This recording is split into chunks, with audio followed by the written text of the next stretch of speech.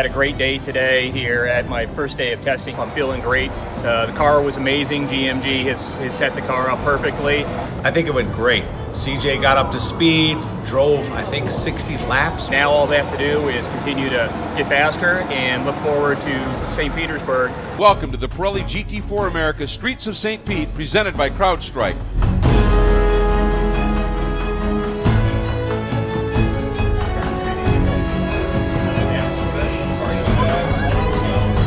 Like getting in my old convertible almost.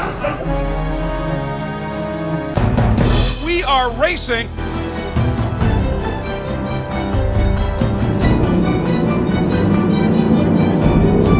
CrowdStrike and AWS bring in executives from both our partners, customers or potential customers, and have a very frank and open discussion in regards to cybersecurity and build relationships.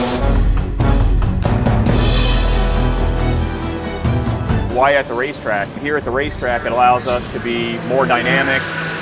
It's a much faster pace.